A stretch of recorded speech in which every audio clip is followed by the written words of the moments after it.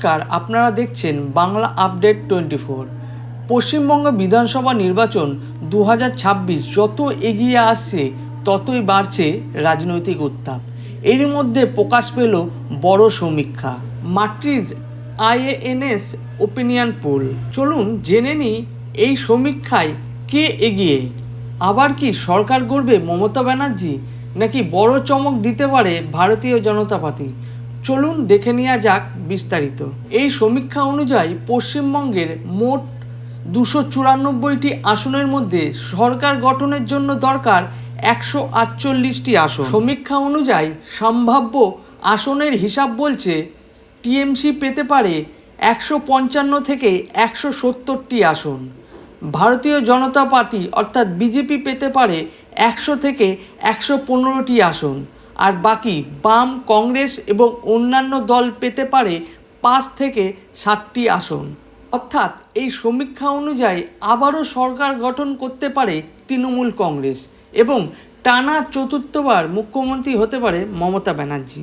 Vote শতাংশের হিসাবও কিন্তু বেশ গুরুত্বপূর্ণ।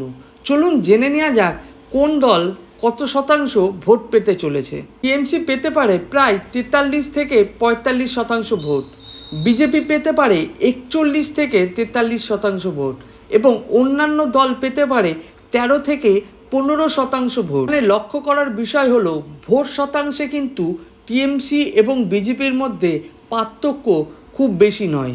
এর মানে হলো 2026 সালে নির্বাচন হতে পারে খুবই হাড্ডাহাড্ডি লড়াই টিএমসি এবং বিজেপির মধ্যে। রাজনৈতিক বিশ্লেষকদের মতে কয়েকটি বিষয় এই নির্বাচনে বড় ভূমিকা নিতে পারে। প্রথমত, রাজ্যের ক্ষমতায় থাকা টিএমসির সংগঠন এখনও খুব শক্তিশালী।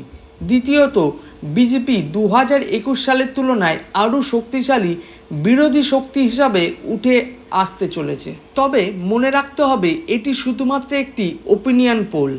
আসল ফল নির্ভর করবে ভোটের দিন মানুষের সিদ্ধান্তের উপর।